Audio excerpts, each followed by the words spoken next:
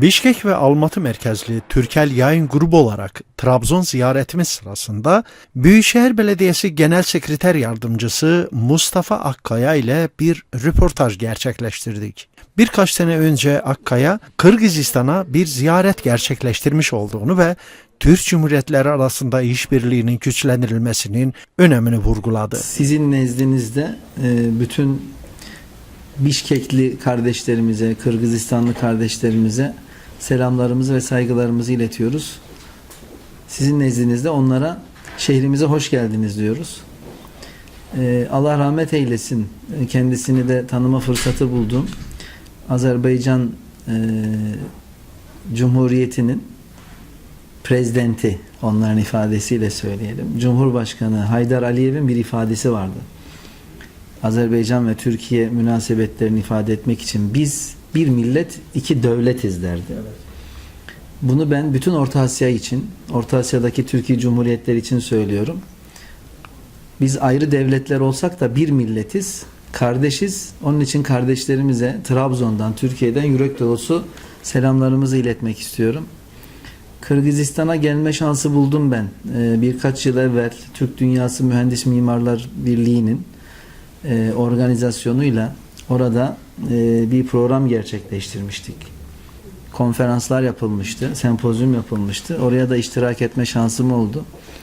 Kırgızistan'ın insanının ne kadar sıcak olduğunu zaten biliyorduk, okuyorduk, görüyorduk ama yakinen de buna şahitlik etmiş olduk. Orada geçirdiğim günler içerisinde misafirperverliklerinden, yakın göstermiş oldukları alakalardan dolayı da müteşekkiriz kendilerine. Burada da çok büyük bir memnuniyetle bunu da ifade ettik, hemşerilerimize anlattık.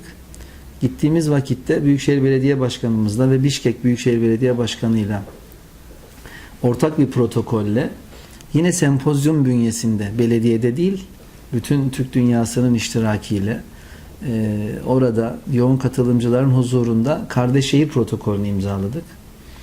Bir takım görüşmeler belediye ziyaretlerimizde birlikte onların başkanlığında yaptık. Ama bu protokolde kalsın, yazıda kalsın istemiyoruz.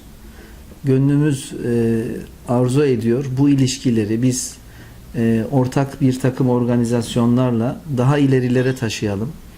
Bizim ailelerimize, çocuklarımıza daha iyi bir miras bırakalım. İlişkiler anlamında söylüyorum. Büyüklerimiz bu adımı başlattılar. Biz imzaladık. Bizden gelecek sonraki nesiller de daha ileriye bunu taşısınlar diye temellendirelim istiyoruz.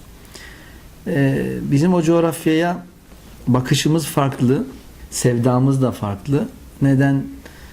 Sovyetler Birliği rejimi altında uzun yıllar yaşamasına rağmen dillerini bırakmamış oradaki kardeşlerimiz. İmanlarını bırakmamışlar, inançlarını bırakmamışlar. Her ne kadar zorluk ve meşakkat görmüş olsalar da, baskı görmüş olsalar da inançlarından hiçbir şekilde taviz vermemişler ve nesiller boyu bunu yaşatabilmiş, bugüne kadar gelmiş ve bağımsızlığını kazanarak da daha ileriye taşıyarak taçlandırmışlar.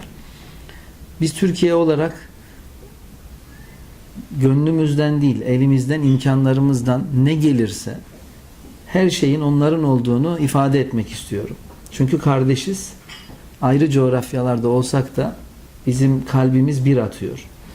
Biz Trabzon olarak bir sloganımız var. Bize her yer Trabzon.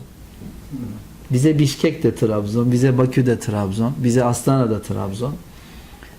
Dolayısıyla bu bilinçle biz hep hareket ediyoruz. Çocuklarımıza da, etrafımıza da bunu aşılamaya gayret ediyoruz.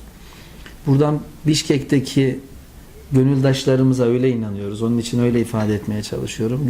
Gönüldaşlarımıza yürek dolusu selamlarımızı iletmenizi, buraya geldiğiniz için size de teşekkürlerimizi ifade etmek istiyorum. Her zaman onların emrinde olduğumuzu, sadece ihtiyaç duyduklarında değil, her zaman yanlarında olduğumuzu da sizlerin aracılığıyla kendilerine ifade etmek istiyorum.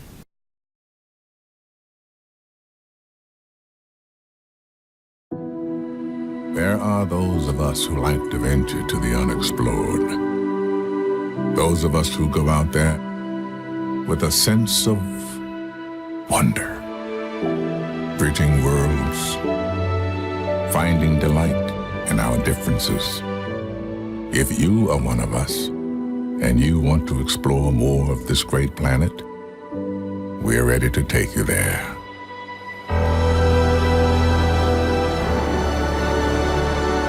It's time. Widen your world.